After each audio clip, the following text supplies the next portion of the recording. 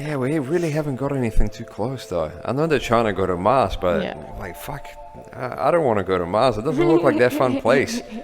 Like, I mean, like, I'm sure the people out there, they want to be, the pioneers that like conquered Mars, but I don't think I want to go there. It looks pretty shit.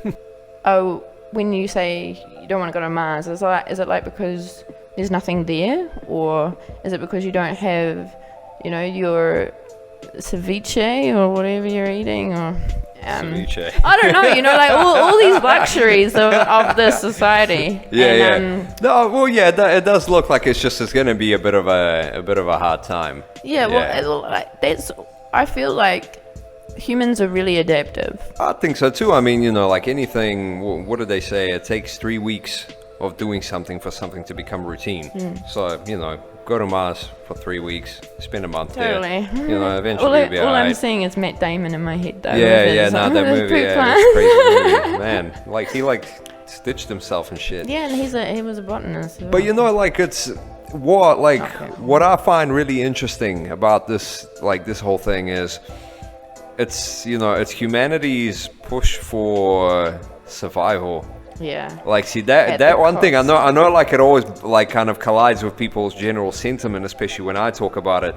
But yeah, I don't understand why people want to kind of, as a species, survive so bad. Yeah, I feel like this is like, I don't understand that group think. I don't. I feel like, you have your own life, you have your individual experience. You obviously are interconnected with everything else. I'm not saying, be individualist to the point where you just don't give a shit about anything, your environment and other people.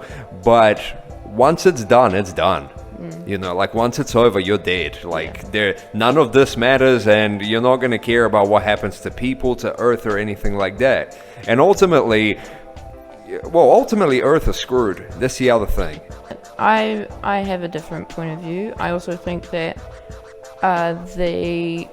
the reason why there's a push for survival of humanity is because that's what life is. That is, it's just a natural push for creation and reproduction. Like, that's the basis of all kind of life on Earth. Well, it's like an instinctual thing for us to kind of want to continue that. Yes, yeah, absolutely. So that kind of makes me a little bit weird then, that I don't see it that way. Like I've had similar views before, and now they've changed. I don't know if it's because I'm getting older as a female, but I really see the importance of creating a better world for children, for them to have a life that is of meaning to them, in whichever way they want that. Just going back to the whole argument about children and in future. I mean, my view on this is, if we don't leave Earth, ultimately, a few generations down the line, they're going to be screwed as well. I mean, the reason why I see this is, what we do know is that sun is going to expand and is going to consume Earth at one point. But I still understand, the whole the whole relationship between nature and people. Now, if we're looking at it strictly from that point of view, then we do still have that ultimate point where even if we maintain Earth in in real good nick and everything is nice, the sun's still going to expand.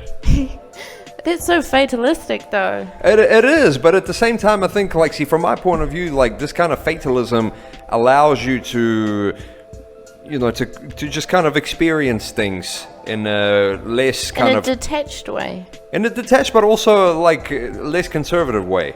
You embrace the fact that, ultimately everything ends, so you might as well not kind of cry about it, that, something could be negative. You embrace the negative and the positive. Yeah, I guess so. But in that sense, what's the point in living from your point of view? To experience.